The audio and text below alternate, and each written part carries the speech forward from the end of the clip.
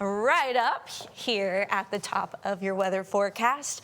8 a.m. drop off, 82 degrees, feels like 93 even at 8 a.m. Now this is specifically for Corpus Christi, so give or take a couple of degrees depending on where you live. But at lunchtime, we're talking 94 degrees, feels like temperature 107. 4 p.m. 95, but that's after we possibly hit a high of 99 degrees again tomorrow afternoon. So be ready for the heat. In fact, I expect your peak heat index value, Corpus Christi, to get up to around 111, Kingsville around 112, most of the area up there around 102 all the way to 112 for your heat index values tomorrow afternoon. So the three important things to know for tomorrow is we do have a moderate to extreme heat risk. We talked about that a few minutes ago. We will have southeast winds up to 35 miles per hour, and we do have some pop-up storms that are in the forecast for Friday. So we still have 2 more fairly dry days here in the coastal bend. Now, it's not a lot of rain, but it's a little bit of rain for the Texas coastline.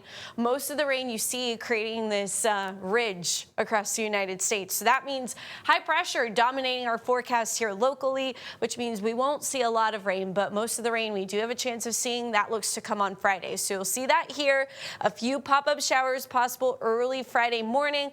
And then as we get into Friday afternoon, this is when we have a better shot for some pop-up storms that could impact areas a little bit more inland as well.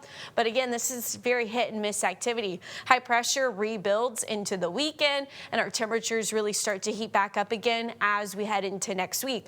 Let's talk lake levels. We could use some more rain. As you saw, the white highlight or lines on the map, that's our watershed. Not a lot of rain expected for the watershed, but at least we have Lake Corpus Christi nearing max capacity now. But overall, Choke Canyon currently sitting at 24.6%. We have 162,000 acre feet. The max capacity there before we have to start releasing water out of Choke Canyon would be 662,820 acre feet. So we still have a ways to go there.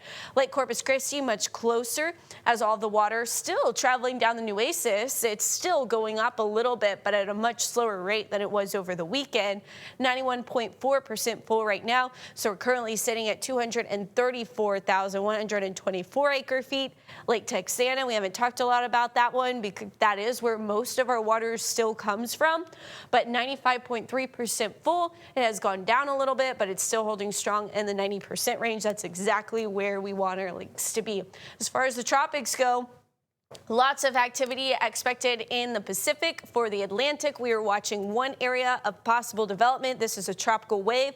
So by 10 o'clock, I'm thinking we'll have some decent spaghetti model data to look at as the National Hurricane Center is now investigating this and working on finding the center and getting those forecast models rolling. Now, there are 2 different scenarios that could happen. Good news is high pressure building over the Gulf, likely going to block the Gulf, but there could be a weakness in the highs that allows the system to turn north into the Atlantic coastline, likely still staying pretty far off the Atlantic coast of the U.S., but it's those Caribbean islands. As it approaches the Caribbean, that's when we're really watching it. Now, the Caribbean Sea is very warm, but if the system does continue to track off to the west, there's a lot of wind shear in the Caribbean, so we're not too concerned with that being a strong system. A lot of the forecast data indicates it's staying a tropical storm. As far as your 7-day forecast goes, we are looking at lots of sunshine for the week ahead. Again, Friday's your best shot of rain. Temperatures drop a teeny tiny bit with a little bit more cloud coverage then, and then we heat back up into next week. Leslie.